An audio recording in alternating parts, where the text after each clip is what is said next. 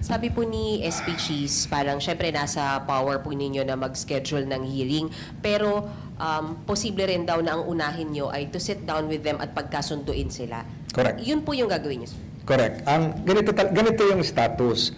Yung Senate Ethics Committee was, I was elected as the chairman of the committee. I think that was a day before the recess, the adjournment. So, hindi pa kumpleto yung composition ng committee. Walang pa ng isa. So, we will have to complete the membership. But then again, the committee will have to have an organizational meeting. Kasi hindi pa kami nag-first meeting. During that meeting, we can propose amendment to existing rules, adopt new rules, and have those rules published as required by law in a newspaper of general circulation or official gazette, which would require 15 days. Thereafter, doon pala magiging effective yon. So, if your next question is about timelines, matagal-tagal pa yan. And there is a big difference between what happened during that day and what will be the outcome of the Committee on Accounts, which will have a continuation tomorrow. So magkaiba yun, huwag nating paghaluin yun. So, tama yung sinabi ni Senator Cheese, pwede kong pagharapin yung dalawa, pero hayaan muna natin mabuo yung committee. I would want that conciliatory process perhaps done before the presence of all the committee members, hindi lang naman ako, because I will not act alone. So after that, kung walang mangyari, kung hindi kung ano man, saka pa lang papasok yung aalamin namin on the basis of a preliminary inquiry whether there is a substantial, credible evidence to merit the determination of the committee insofar as one, whether it has a jurisdiction, two, whether it can proceed with a hearing based on the sworn complaint, the allegations, and testimonies that probably might be provided. So yun. The Conciliatory Act, Sir Madjo, hindi po in public, meaning hindi, naka-executive session po kayo. Correct. Correct. Ayaw naman namin na isa publiko lahat yung pag-uusapan doon. Although these are matters of public interest, mas maganda na magkausap muna. Sir, isa na lang sa akin. Tama na. Advancer lang, sir, kasi bukas itutuloy yung hearing nung sa accounts.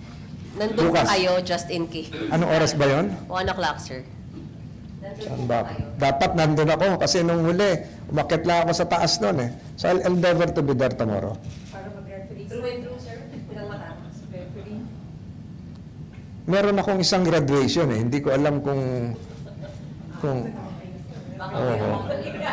ito nga ngayon, yung bisita ko ngayon, hindi ko na sinabay bukas.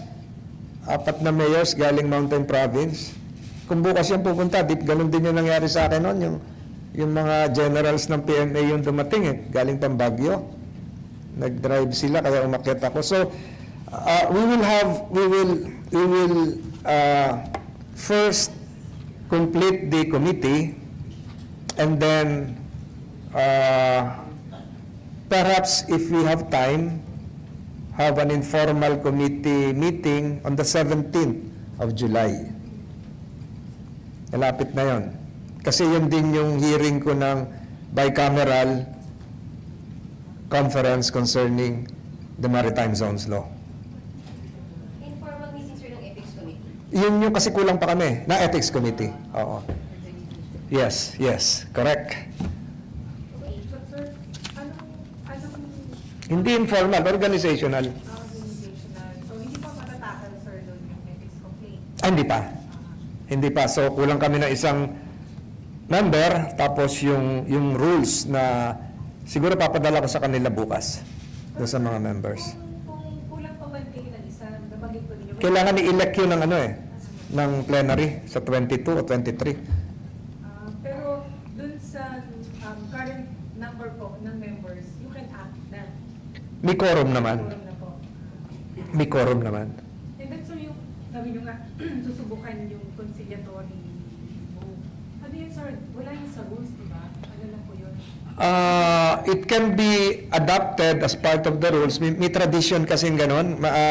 Marami na tayong marami na tayong precedents nito. Kung hahalukayin nyo lahat yung mga nangyari nung mga nakaraang panahon. Meron din mga conciliation nun. You have the case of our good friend, the late Harrison Alvarez, na ethics committee yun. Decided yon. Then you have the case of former Senate President JPE. Decided din yon. And then you have the Manibillar case, which was decided but never promulgated. So marami namang mga nangyari ng mga ethics cases na na-conclude. At marami rin namang hindi na natapos. Okay. Oops. Yung reciprocal access agreement, sir. Ay. So, sir, anong take nyo doon? Yun ba, sir? I am- Talagang isubmit sa Senate for concurrent. I have yet to see the final version. I saw an original draft of the RAA, and my impression is that the Japanese Diet, the Parliament, is about to approve the same. So, kagaya po na nabanggit ng mga kasamahan ko, na kung makakatulong ito sa multilateral arrangements to preserve the peace and ensure compliance with international law in the Indo-Pacific region, ay dapat po siguro mapag-aralan ng Senado kung paano po ito maipapasa ng mabilis. Ang nakikita ko na lamang mga issues dito, kagaya ng mga issues noong sa VFA at sa SOFA with Australia, ay yung mga criminal jurisdiction insofar as instances wherein Japanese soldiers assigned here, in the remote case that they would be involved in violating the revised penal code, would have to be under the jurisdiction of a Philippine court. Ganun din naman tayo pag tayo ang pumunta sa Japan at mag-training. So ito na lang yung remaining issue. Siguro kung magkakaroon ba ito ng sites, would it be different from the EDCA sites? Or would they collocate with the EDCA sites? Anong pagkakaiba nito? So siguro yun yung maliliwanagan pag na-transmit na sa Senado yung nilalaman ng gawa na natin ng pangalan to RAA, Reciprocal Access Agreement. Pero sir, certain na po, kung may communication na from Malacanang na isasabit ito sa Senate for concurrent. It will. It has to be ratified by the Senate. Sir, question. How would you differentiate yung BFA and RAA? And paano po ang magiging impact nito sa dalawa? The BFA is an executive agreement. The BFA is an executive agreement na hindi na kinailangan ang ratifikasyon ng Senado because the BFA is a product of the Mutual Defense Treaty. Tama ba ako? Tama. The BFA is a product of the MDT. Baka mali ako, correct ko ha? The BFA is a product of the MDT. The RAA is a standalone treaty, defense treaty. Hindi executive agreement ang RAA. It's a treaty.